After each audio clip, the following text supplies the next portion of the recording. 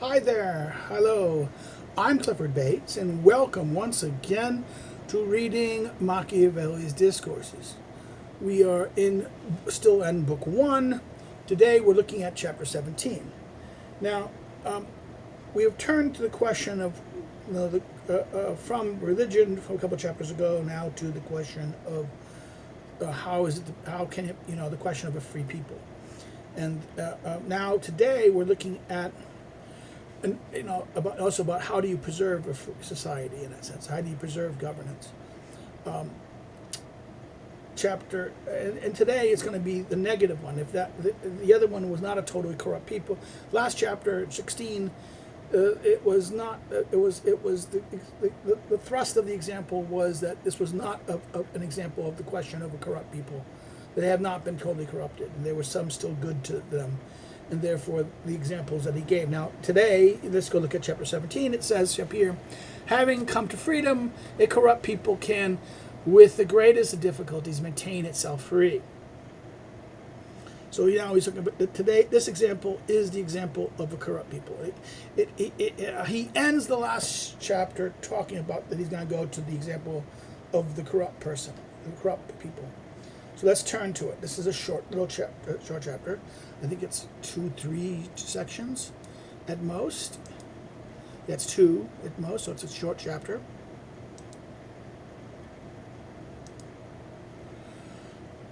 I judge that it was necessary either that the kings be extinguished in Rome, or that Rome in a very short time become weak and of no value. Okay?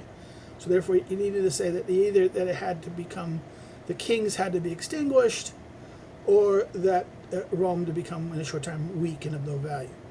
For considering how much corruption those kings had come to, if two or three such had followed in succession, and the corruption that was in them had begun to spread through the members, so as the members had been corrupted, it would have been impossible ever to reform it. But since they lost the head when the trunk was sound, they could easily be brought to live free in order. His example, in other words, the Roman example was that the head was corrupt, but the trunk was not. And therefore, if you severed the head, you could preserve it. And therefore, you had to either do two things that would do is you exterminate the kings, extinguish the kings, or you make Rome weak, right? In other words, but since they lost the head when the trunk was sound, they could easily be brought to live free in order. One should suppose, as a thing very true, that a corrupt city that lives under a prince can never be turned into a free one, even if that prince is eliminated along with his line. On the contrary, one prince must eliminate the other. And without the creation of a new lord, it never settles down, unless indeed the goodness of the individual, one individual, together with virtue, keeps it free. In other words, here you have an example. In other words, if the people are corrupted, what will happen is that you kill a prince, okay, then a new prince will come in. They'll keep on doing it. The only way that they could live free is that, he says, in other words, without the creation of a new lord, it never settles down. It'll keep on going like whoever's going to govern it. It's so corrupt in that sense.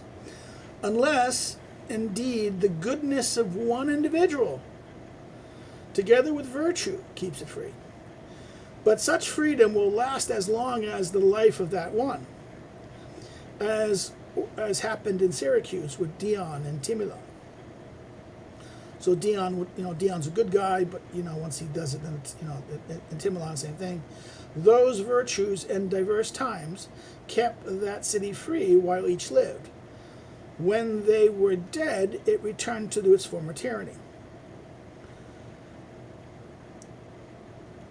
But one sees no stronger example than that of Rome. When the Tarquins were expelled, the Romans could at once take and maintain its freedom.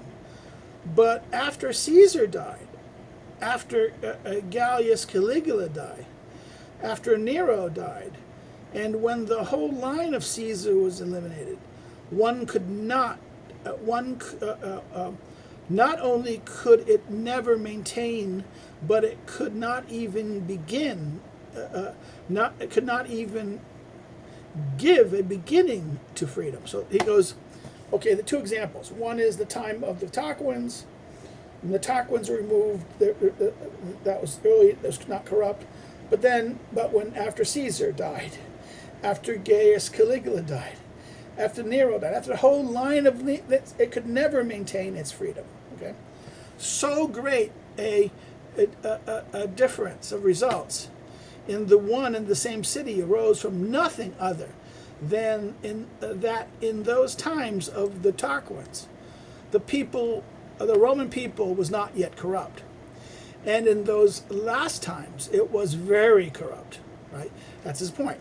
The reason why you couldn't be free, why you couldn't escape the tyranny, recover. After you killed Caesar, you couldn't restore the republic. After you killed Caligula, you couldn't restore the republic. After you killed Nero, you couldn't restore the republic.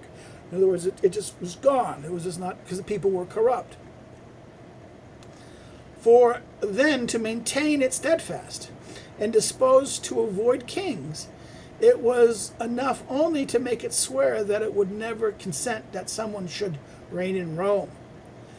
But in other times, the authority and the severity of Brutus, together with all the Eastern legions, were not enough to hold it so disposed as to wish to maintain that freedom that he, in the likeness to the first Brutus, had restored to it. In other words, this is here he's referring to Brutus of Marcus Janus Brutus, Caesar's assassin, versus Lucas Janus Brutus, the founder of the Republic. Right. This is the image. Right. This is why Brutus had to be. That Brutus could not hold it together with all the Eastern legions was not enough to maintain the freedom that he, in likeness of Brutus, had restored to it.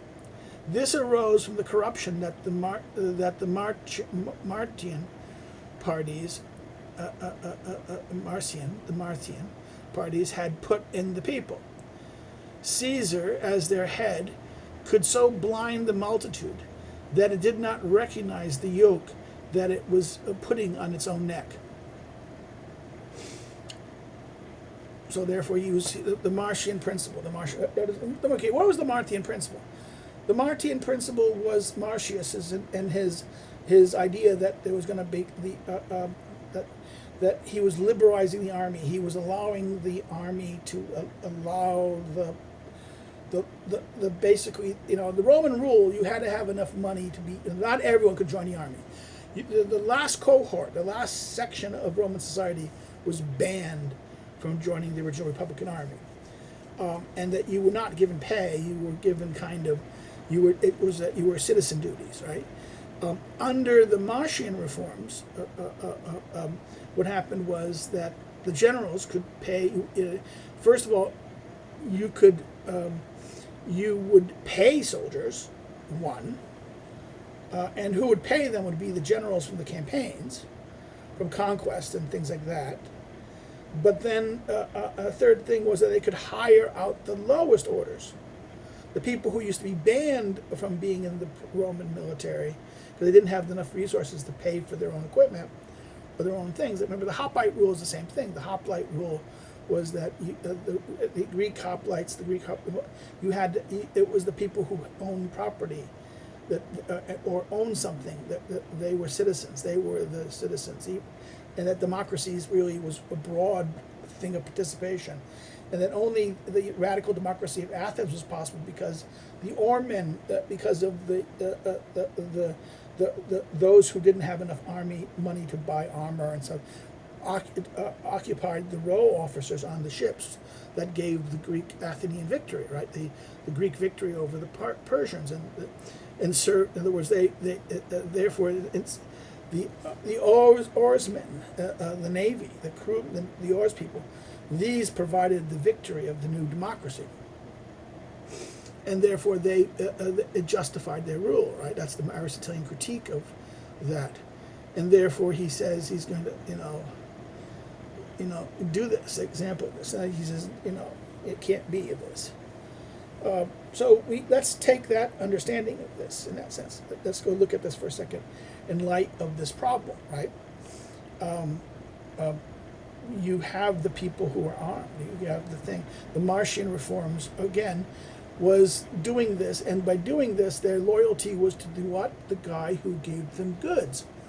The general who was successful, led a successful campaign. Caesar in Gaul generated so much wealth that he could then buy give it to his soldiers, pay his soldiers, and therefore buy his loyalty, so that they have soldiers. In other words, Caesar, when he came back, he could count on the loyalty of his men, so they couldn't do to Caesar and Pompey or the others generals, leaders, and want to be coming. Roman consuls tended to be the leaders of the army, right? And the tributes, the great tribute reformers, what happened to them? The Gracchi, they were killed, right? They were killed by the conservative elements in the city, the senatorial class, because they did not have an army. And therefore, this is the problem. And that therefore, those who wanted to, the Martian party sided kind of with the Gracchian principles against the senatorial class, but by providing them the soldiers armed, and the lowest elements armed and loyal to the generals. So that therefore, in other words, they had put, in other words, the corruption of the Martian parties had put the Roman people, in other words, they did not recognize the yoke they put around their neck. 2, although this example of Rome is to be preferred to any other example, whatever, nevertheless, I wish to bring up peoples known in our time. Therefore, I say that no accident, even though grave and violent, could ever make Milan or Naples free, because their members are all corrupt. In other words, the people who compose the members of Milan and Naples, they are so corrupt, they can never be free. This one may see after the death of Filippo Visconti. For although Milan wished to return to freedom, it could not, and did not know how to maintain it. Okay, this is that point. Hold on. Florentine history is like this.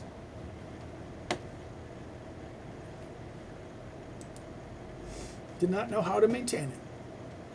So it was to Rome's greatest happiness that those kings became corrupt quickly, so that they were driven out before their corruption passed into the bowels of the city. This lack of corruption, men having a good end, was the cause that the infinite tumults in Rome did not hurt, and indeed helped the republic. So in other words, they weren't corrupt. There's tumults. The tumults, the contestations that drove the republic between the different factions, the different parts of the plebes and the Senate. Because they weren't corrupt, this kept them free, right? It helped the republic, it strengthened the republic, as he argued earlier. Now, paragraph 3. One can draw this conclusion. So in other words, from what he said, this is a conclusion, that where the matter is not corrupt, tumults and other scandals do not hurt. So if the matter is not corrupt, tumults and other scandals do not hurt. Where it is corrupt, well-ordered laws do not help, unless indeed they have been put in motion by one individual who, with an extreme force, endures their observance, so that the matter becomes good. In other words, there is this way. You can do it. In other words, the only way, if they become corrupt, laws by themselves won't do it. What you need is what? You need to have the laws put into motion by one individual who is extremely good and with extreme force and forces the observations so that the matter becomes good. Change the matter. It forces them to be. I do not know whether this has ever occurred or whether it is possible. For it is seen, as I've said above, that a city that has fallen into decline through corruption of matter, in other words, through corruption of matter, has matter ever happened to rise. It happened through the virtue of one man who was alive then, not through the virtue of the collectivity that sustains the good orders. In other words, there was one man, not a collectivity. In other words, this is the problem. The danger here is that the one man, unless he can live, unless he's a god, unless he's immortal in that sense, unless he can live forever, or lives long enough, or he lives long enough so that the goodness he does purifies everyone, that there's no more corruption, and and therefore the multitude can be this. But this would require so much violence. In other words, the amount of violence you'd require, the purging. I mean, this is the problem with people. People want to say Franco and Pinochet. They could be examples. Pinochet is a good example. He saved Colombia. Oh no, Chile. I mean, it's not Chile. Chile. He saved it. How dare you? He killed so many people. Yes, exactly. That is what would be necessary to purge the corrupted. See, oh my God.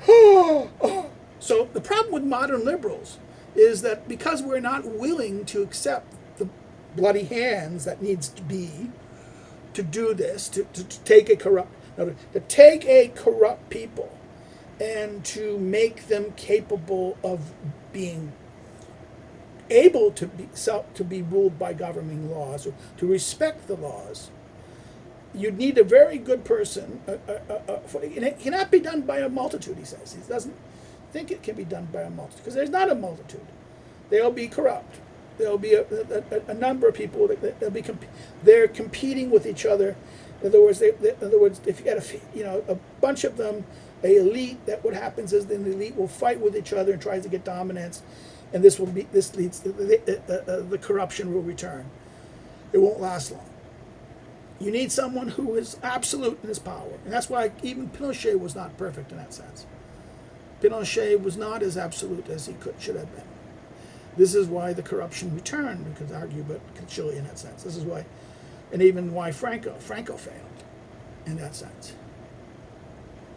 So this is why, I would even argue that Machiavelli's doubt that this could happen, even though we have examples of it kind of happening, but can we argue that it was successful? No. It needs to there are problems here. Because either that the one alone is not enough, he dies too early, or he's not strong enough and he gets weak over time, and he has to bring in others, and the others, he has to make compromises with others, and therefore it undoes him, right?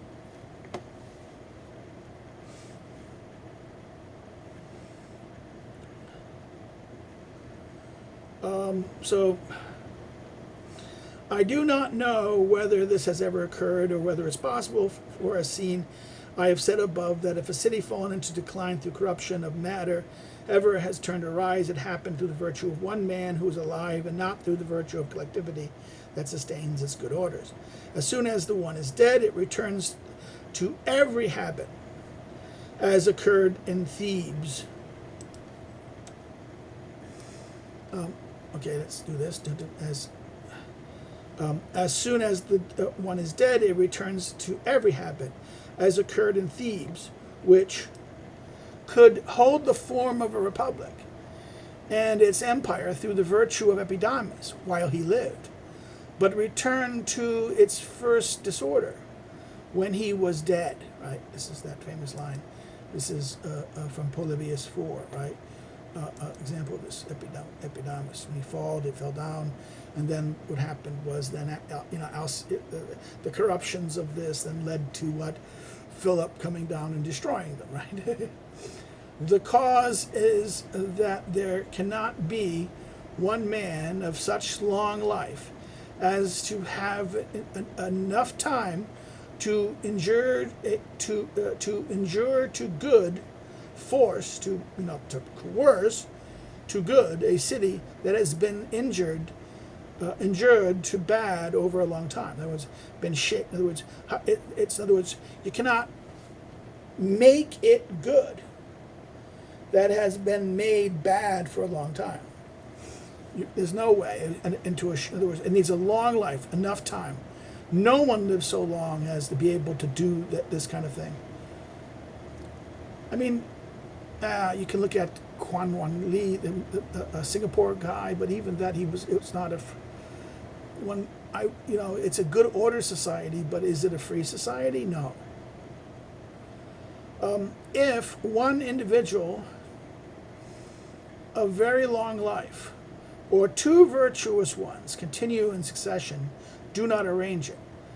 When they are lacking, as was said above, it is ruin, unless, indeed, he makes it be reborn with many dangers and much blood. Okay, that's the idea.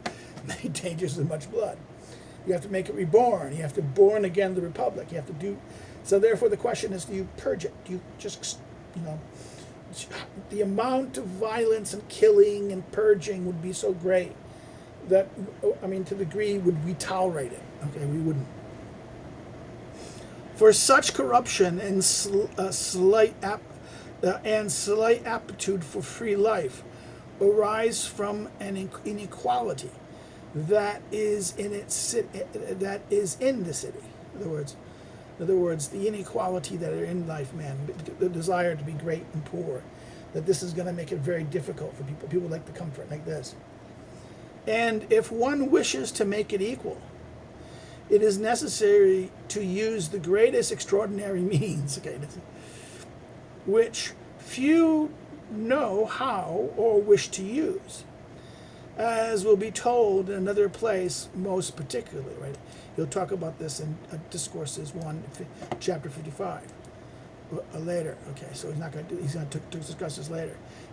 What do you have to do? What are the extraordinary means which few know how? And even few wish to use. You have to use the extraordinary means. So think about this for a second. So let's stop here. If those of you who've been watching us, I hope, if you have any comments or questions, please put it below and I'll respond to it. In that sense. I can see is Machiavelli a fascist? No, it's not about fascism. See, we have to understand that what is the end towards which this violence is being used? It's not violence for violence sake. It is not violence to glorify violence. The force is to make them good, that they're capable of self-rule, not to submit to some Führer or some submit themselves to the God Emperor, to follow him blindly. No, but to be self-governing people. This is the nature of this, what Machiavelli is saying here. So please put your comments or questions in the comment thing, and I'll respond to them when I see them. If you like the video, please hit the like button. It helps. If you like it, it helps the algorithm out. So please hit the like button. If you liked it, another thing that helps the thing is to, please, like what we're doing here, if you've not already subscribed, please subscribe. And also bring it to others' attention. So we can do that by, sharing the video far and wide on social media on your social media accounts and things like that, or sending it to a friend. Encourage the friends to kind of subscribe, check us out, and check what we've done in other playlists and things on the channel, and or to just join us as we help to help build the channel more. Another thing you can do is what? if you didn't like it, you can, of course, thumbs down, but say why in the comments. This is where people can benefit from it. Okay, this is why we can learn, and people can learn. Another thing you can need to do is you want to follow me, you want to check me out and follow me on social media. The links, not links, but the URLs links to my social media accounts are below. To know more about me as a researcher and a scholar, and check out my research and things like that, you can, and journal publications and stuff like that, you can check out the academic social media links below those. The social media links, there would be the academic social media links. Another thing you can do is you want to financially help me to do what I do. You can do so by assisting through subscribe to our Patreon that listed below, or you can buy one of my books. Again, the three currently available books are listed below. You can get them through your local bookstore, or through an online distributor like Amazon, Barnes & Noble, Libris, whatever, or through the publishers themselves. Well, that's it. I'm going to stop here for today. We'll go to the next chapter. I think it's chapter 18. So take care and have a good day. Bye-bye.